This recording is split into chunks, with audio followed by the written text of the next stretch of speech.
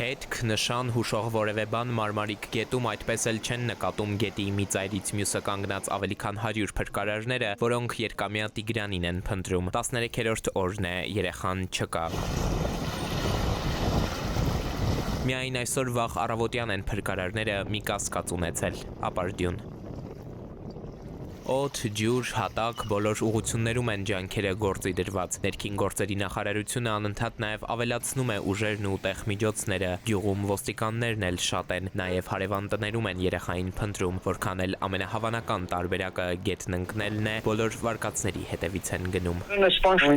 Նույն ինտենսիվությամբ շարունակական աշխատանքների Բարձր տեխնոարդյունաբերության նախարարն էլ տեղեկացնում է, դիմել են արբանյակային լուսանկարներ ստանալու համար։ Մասնագետներ կան, կարծում են բարձր որակի նկարներով ինչ-որ կերպ հնարավոր կլինի մանկահասակ երեխային նույնականացնել, սակայն մասնագետների մի հատվածը այնքան էլ լավատես չէ։ Մի քանի ընկերություններից ի դեպ արդեն արձագանքել են, տեղանքից ունեցած վերջին նկարները ապրիլի 26-ին են արել, դեպքից շուտ նախարարությունում սպասում են մյուսների արձագանքին։ Եթե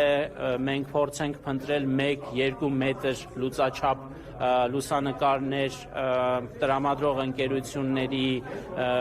հետ աշխատենք, ըստ էության դա 100%-ով կբացառի հնարավոր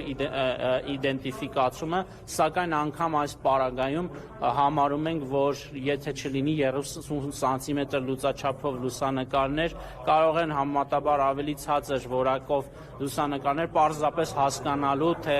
այդ տեղանքում ինչ,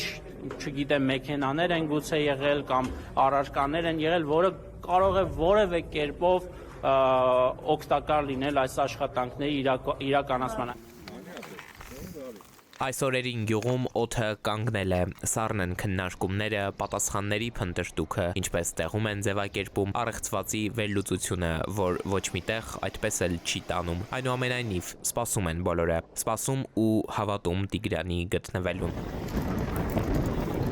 Էդուարդ Պողոսյան, ժամը լրատվական։